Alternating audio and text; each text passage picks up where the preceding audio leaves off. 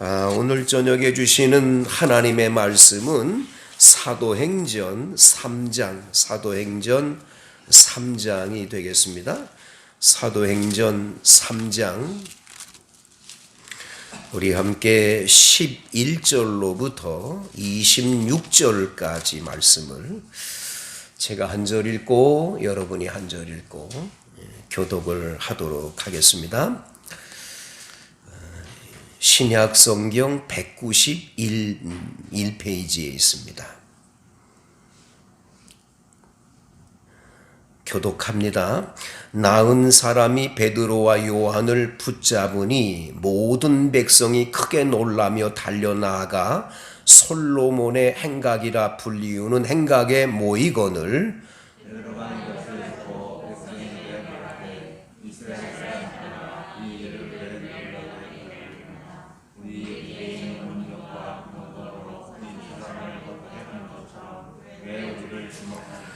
아브라함과 이삭과 야곱의 하나님 곧 우리 조상의 하나님이 그의 종 예수를 영화롭게 하셨느니라. 너희가 그를 넘겨주고 빌라도가 놓아주기로 결의한 것을 너희가 그 앞에서 거부하였으니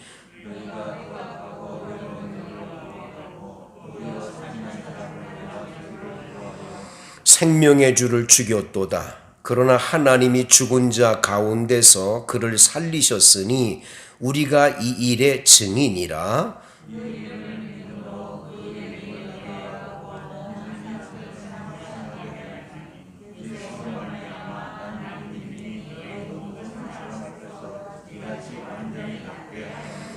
형제들아 너희가 알지 못하여서 그리하였으며 너희 관리들도 그리한 줄 아노라.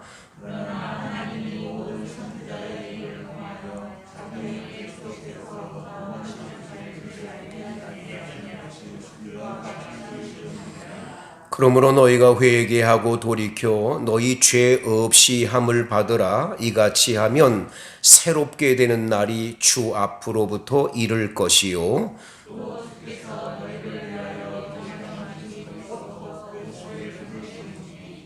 하나님이 영원전부터 거룩한 선지자들의 입을 통하여 말씀하신 바 만물을 회복하실 때까지는 하늘이 마땅히 그를 받아두리라.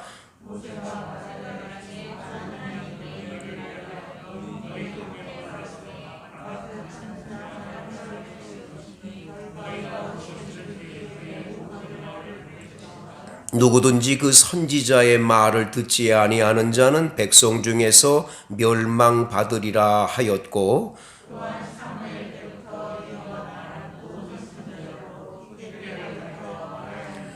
너희는 선지자들의 자손이요 또 하나님이 너희 조상과 더불어 세우신 언약의 자손이라.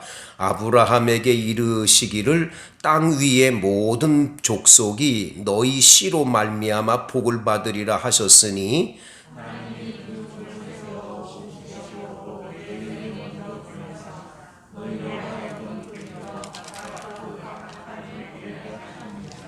아멘. 이 말씀에서 은혜가 되시기를 바랍니다. 이렇게 대면에서 수요일 예배를 드리니 너무너무 감사하고 감사합니다. 오늘 오신 여러분들에게 하나님의 큰 은혜와 복이 임할 줄 믿습니다. 또 오늘 못 오신 분들, 특별히 영상으로 오늘 이렇게 실시간으로 예배 드리는 시간, 우리 주님께서 있는 처소에서 또 말씀드리며 예배 드릴 때 그곳에 성령의 은혜가 함께 할 줄로 믿습니다. 우리는 지난 시간에 사도행전 3장 1절에서 10절까지 말씀을 통해서 성전 미문 앞에 앉아있는 태어나면서부터 한 번도 걷지 못했던 안진뱅이를 베드로와 요한이 제9시기도 시간에 기도를 하려고 성전에 들어가다가 한 푼 주세요 하고 구걸하는 그 사람을 주목해 보더니 우리에겐 은과 금은 없다. 네가 구하는 은과 금은 없지만 내게 있는 걸 너에게 주겠다. 그러면서 나사렛 예수 이름으로 일어나 걸으라 할 때에 이 안진뱅이가 벌떡 일어나는 기적이 일어났습니다. 이 사람이 뛰면서 걸으면서 하나님을 찬송하며 또 영광을 하나님께 올려드리게 됩니다. 오늘 본문 말씀 다 같이 한번 보시겠는데요. 우리 11절 말씀을 다 같이 보십니다. 시작. 나은 사람이 베드로와 요한을 붙잡으니 모든 백성이 크게 놀라며 달려나가 솔로몬의 행각이라 불리우는 행각에 모이거늘. 이 병 나은 안진뱅이가 일어나게 된 이 안진뱅이가 건강하게 된 다음에 사람들이 야, 너 어떻게 건강하게 된 거냐? 그리고 물어봤더니 이 사람이 가서 베드로와 요한을 붙잡으며 이분 때문에 이분들이 나를 고쳤다고 이렇게 지금 이야기를 하니까 솔로몬 행각이라고 하는 곳에 넓은 곳에 사람들이 베드로와 요한을 데리고 가서 모여 있는 거지요. 베드로가 이것을 보고 백성에게 말합니다. 이스라엘 사람들아, 이 일을 왜 놀랍게 여기느냐? 우리 개인의 권능과 경건으로 이 사람을 걷게 한 것처럼 왜 우리를 주목하냐? 에? 우리가 그런 거 아니다라는, 우리가 그런 게 아니라는 거예요. 우리가 그런 게 아니야. 내가 그런 게 아니야.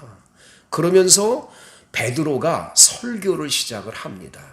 사도행전에 베드로의 두 번째 설교가 여기 기록되어 있는 거죠. 2장에 베드로의 설교가 기록되어 있고 3장에 또 베드로가 설교를 하는 거예요. 이 베드로의 설교는 오늘 본문에서 테마가 3가지입니다. 첫째가 이 사람이 병에서 나음을 입은 것은 내가 아니고 내 능력도 아니고 내 경건함, 내 권능이 아니라는 거예요. 나사렛 예수가 이 사람을 고쳤다는 거예요.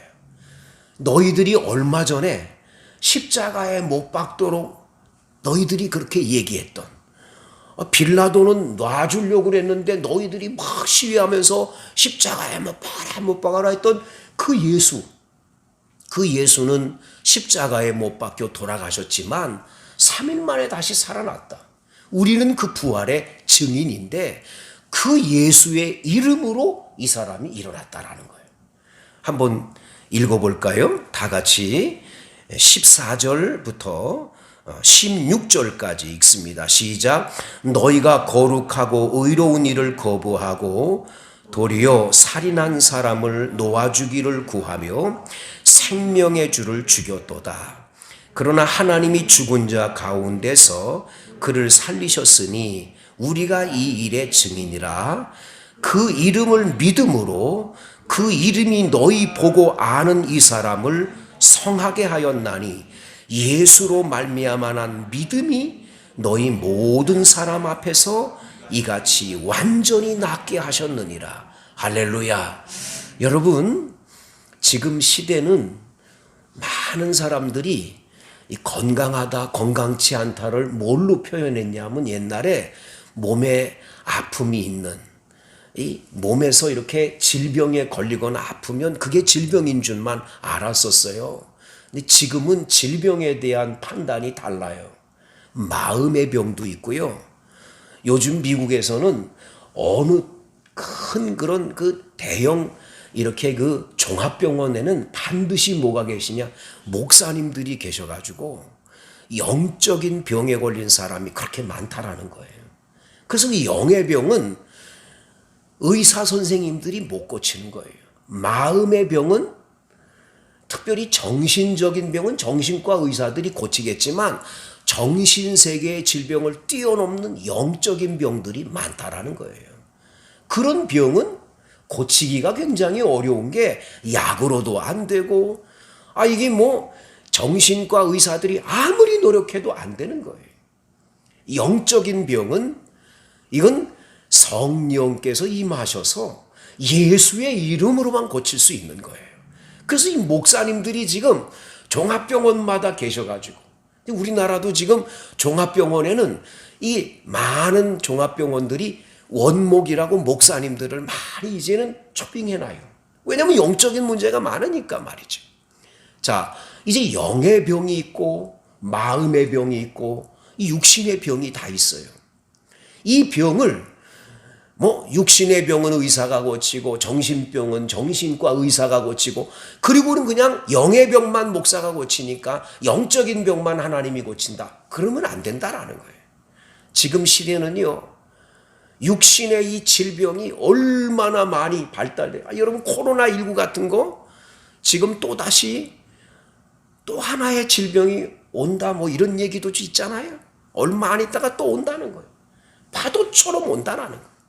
에이즈가 와서 막 에볼라가 막 오고 사스가 오고 그리고 여러분 코로나가 오고 이제는 여러분 이번에 이 코로나 끝나고 나면 또 다른 게 또 온다라는 거예요.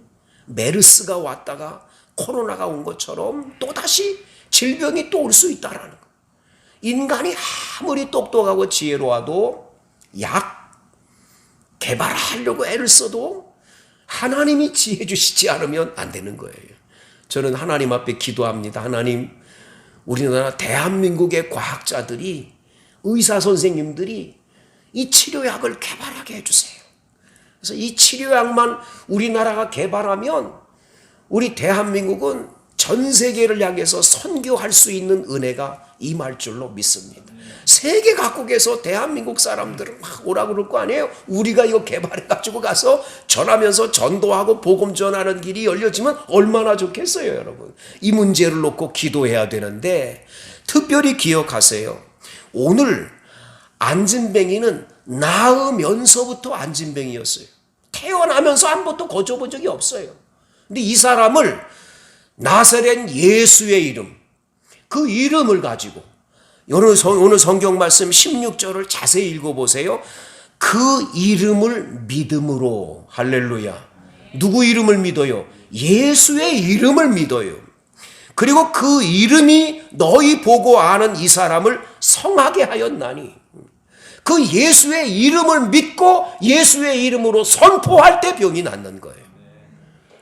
오늘 이 예배를 드리고 또 영상 예배 드리는 여러분들이 언제나 이 예수의 이름을 믿으시고 예수의 이름으로 선포하세요. 선포할 때에 기적이 일어날 줄로 믿습니다. 지난주 토요일 날 우리 청년들하고 제가 이제 청년 리더들, 성경 공부 리더들을 항상 토요일 날 같이 성경 공부를 해요. 아주 열심히 공부들을 합니다. 그것도 공부한 그 이제 청년들이 가서 자기 이제 그 그룹들을 또 가서 이게 전달 교육을 하게 돼 있는데 요 대표자들을 데려다가 공부를 제가 이제 토요일마다 합니다. 한 청년이 그 얘기를 하더라고요.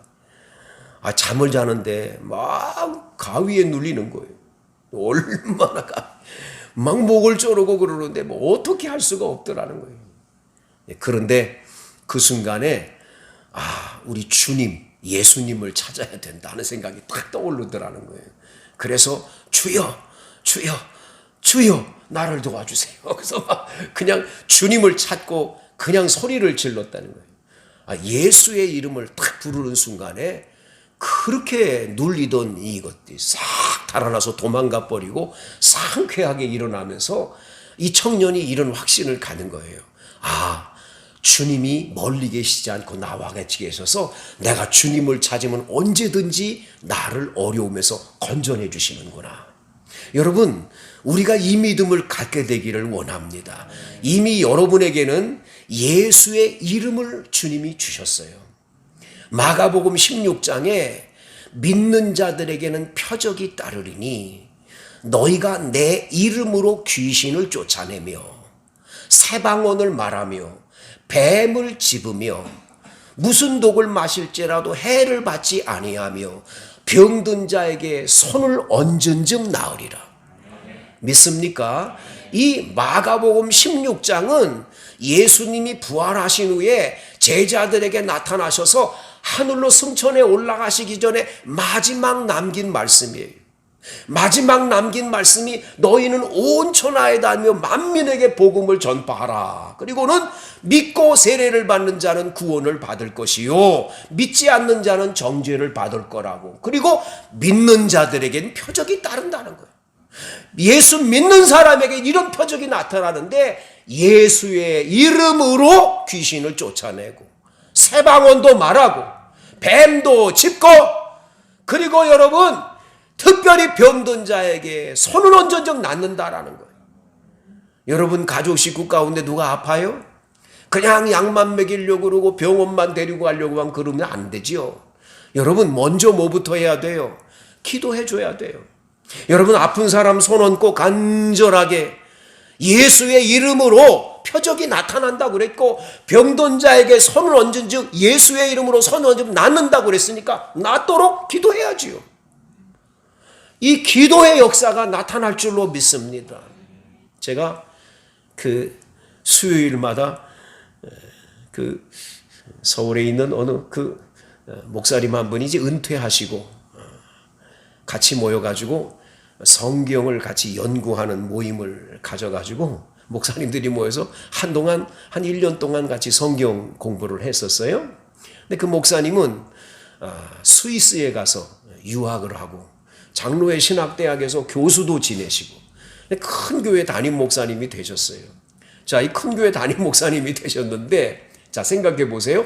교인이 굉장히 많아요. 근데 이 교인들이 가만히 들여다보니까 아픈 사람들이 많아요.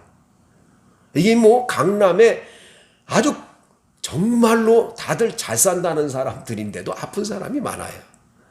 이 사람들을 그냥 고쳐주지를 못하고 가만히 있으니까 한 사람 한 사람 병 잘 고친다는 교회로 가버려.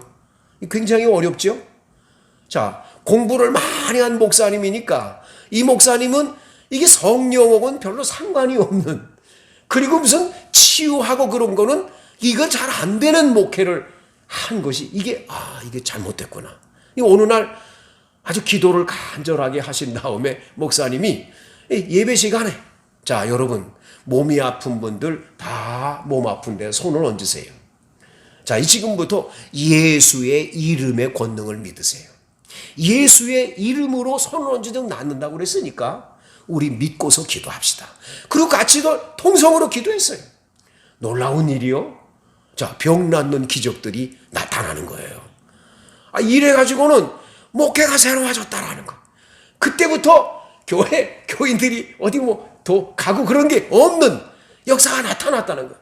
오늘 여러분과 제가 예수를 믿으면서 예수의 그 이름을 믿고 그분이 내 안에 정말 계셔서 그 예수의 이름으로 선포할 때 기적이 일어나는데 이걸 못하는 거예요. 많은 분들이 이런 보배로운 걸 내가 갖고 있는데 이걸 자꾸 잊어버리는 거예요. 이걸 안 사용하는 거죠. 여러분 사용하실 수 있게 되기를 원합니다. 두 번째, 오늘 본문에서 뭘 말씀하느냐, 다 같이 여러분 19절을 다 같이 읽어봅니다. 19절 시작. 그러므로 너희가 회개하고 돌이켜 너희 죄 없이 함을 받으라.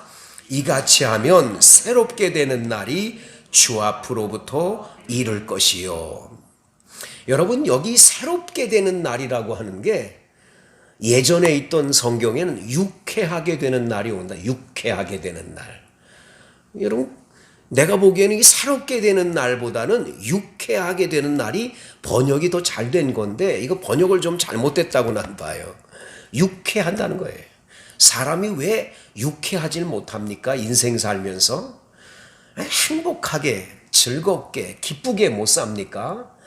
왜 여러분 상쾌하고 통쾌하고 정말 여러분들이 유쾌 상쾌 통쾌가 돼야 되는데 그런 삶을 못 사냐 말이죠. 깊이 들여다보면 딱 한 가지 때문이라는 거예요. 죄 사함을 받기에 필요하다라는 거예요. 오늘 본문에 여기 나와 있는 사람들이 지금 솔로몬 행각에 다 모여 있는데 이 사람들이 대부분 얼마 전에 예수 그리스도를 십자가에 못 박는데 전부 나와서 시위하던 사람들이거든요. 당신들이 이 예수 그리스도를 십자가에 못 박으라고 소리 지른 그 죄가 여러분 속에 있으니 여러분들이 유쾌할 수가 있겠습니까? 행복해질 수가 있겠습니까? 그 죄가 머물러 있는데 여러분들이 어떻게 행복하겠습니까? 그걸 지적하는 거예요. 그래서 오늘 성경 말씀에 보면 이렇게 말합니다. 너희들이 잘 몰라서 그랬다는 거예요. 너희들이 그걸 알았더라면 그런 일 안 했을 텐데 너희들이 잘 몰라서 그렇게 했다는 거예요. 그러니까 이제라도 주님 앞에 회개하라는 거예요.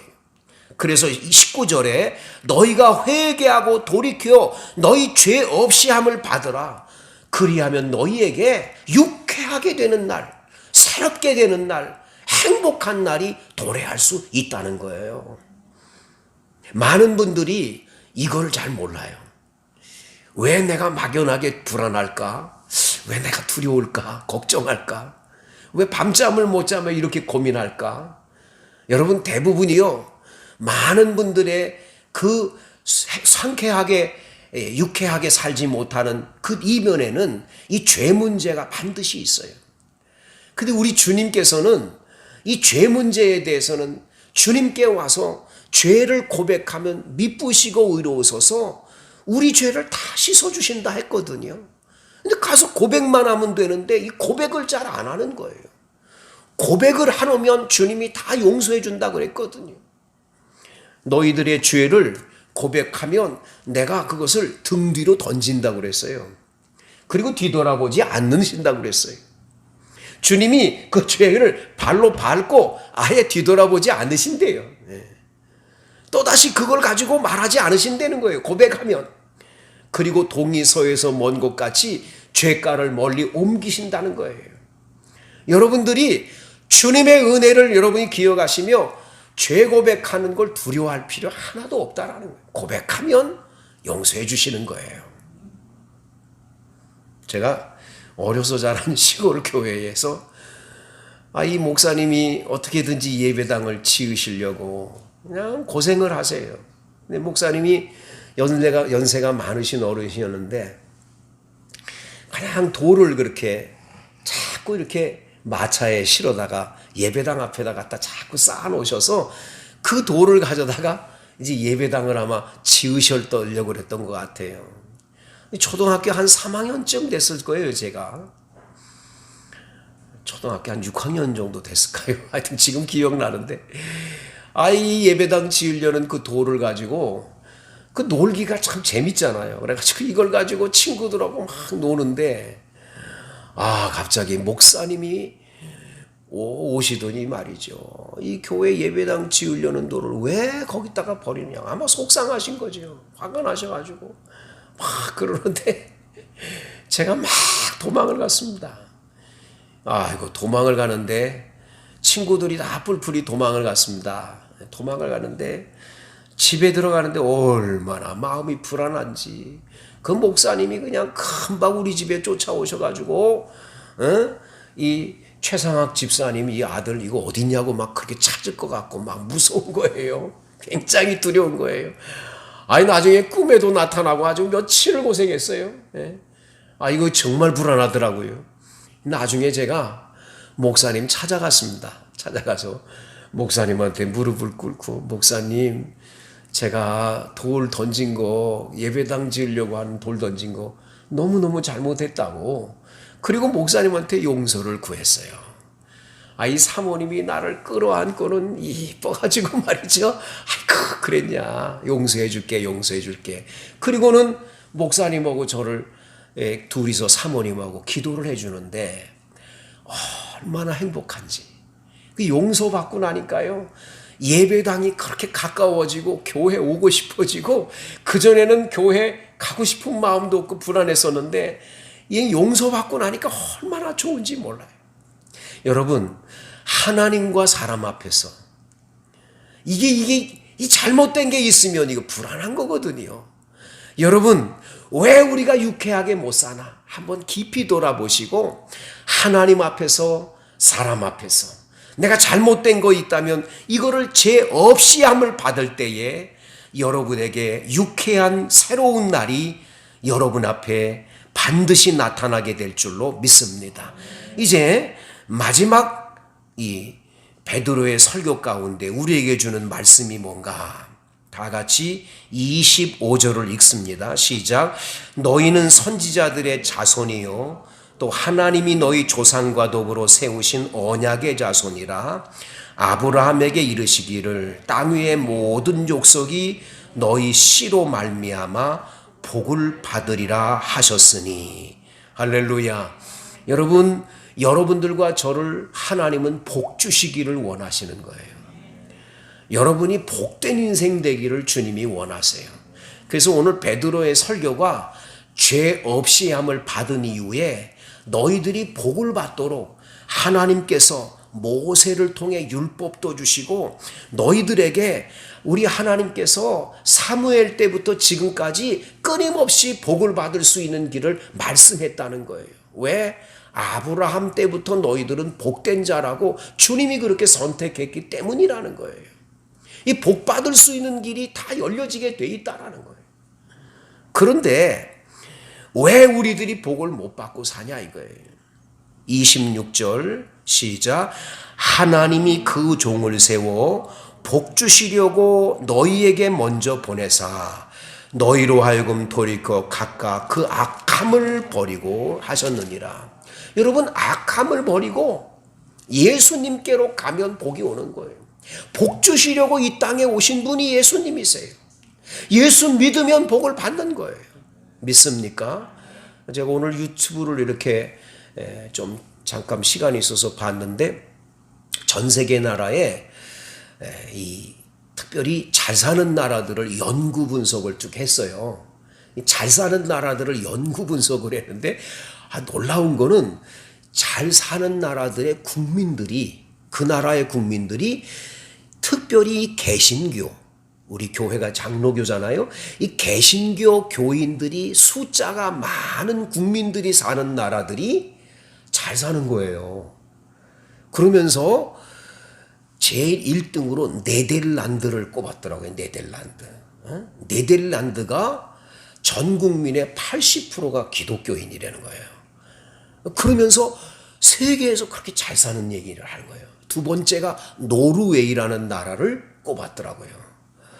쭉 꼽는데 이 미국이라는 나라가 지금 제일 잘 사는 줄 알았는데 그렇지가 않아요. 기독교인들이 이렇게 많으냐 그래도 6이에요, 6이.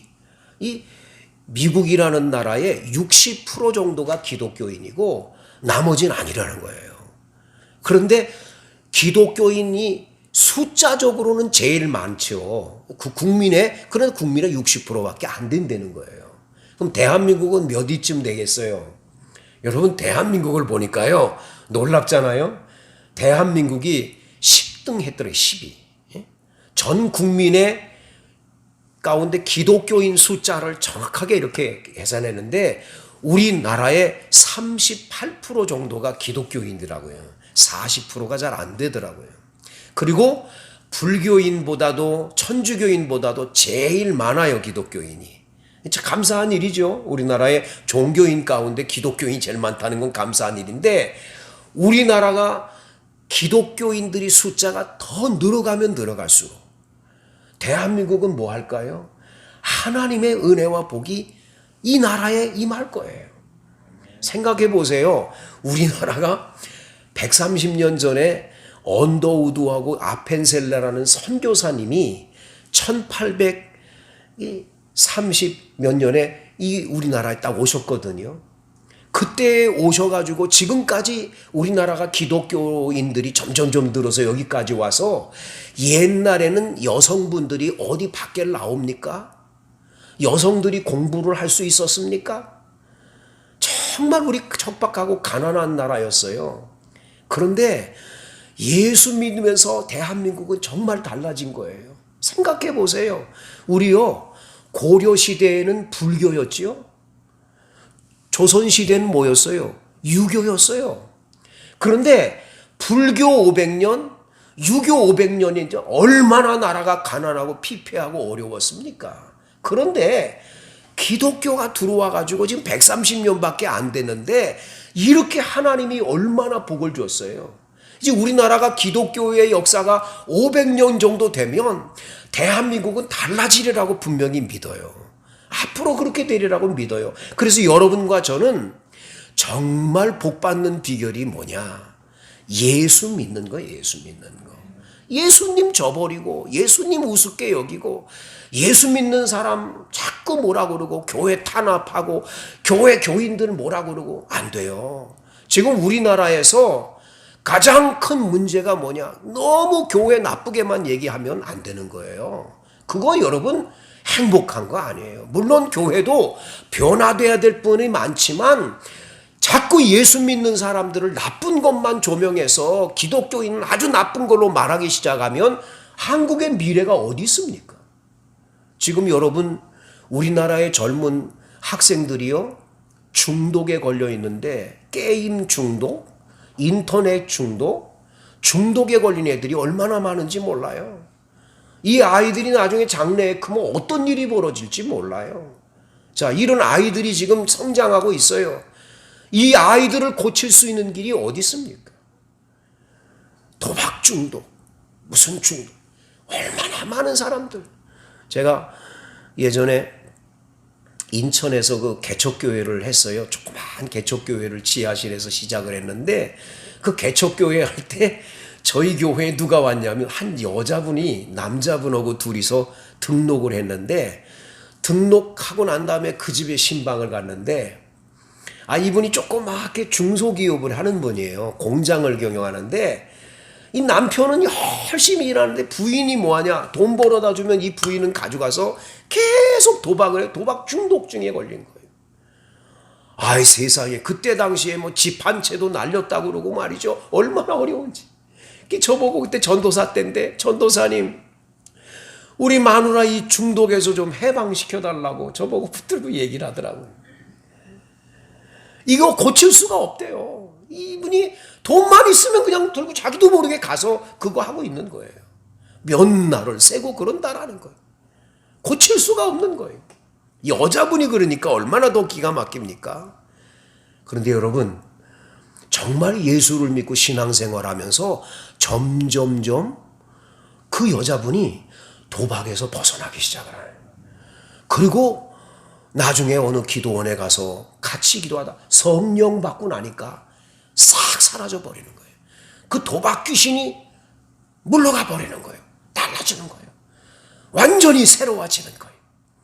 여러분 예수 밖에는 없어요. 예수님 오면 우리 가정은 행복해질 수가 있는 거지요. 오늘 본문에 나와 있는 이 베드로의 설교는 예수의 이름으로 안진뱅이가 고쳐졌으니 예수의 이름을 믿어라. 예수님 앞에 죄를 고백하면 유쾌한 날이 온다. 예수 믿으면 복된 날이 온다. 여러분 모두 예수님 안에서 이 복을 누리기를 우리를 죄악에서 구원해 주신 우리 주 예수 그리스도의 은혜와 하나님의 사랑과 성령의 감동 교통 충만하심의 은혜가 수요일 예배에 모인 성도들과 특별히 영상 예배 드리는 성도들 머리 위에 이제로부터 영원토록 함께 하시기를 간절히 축원하옵나이다. 아멘.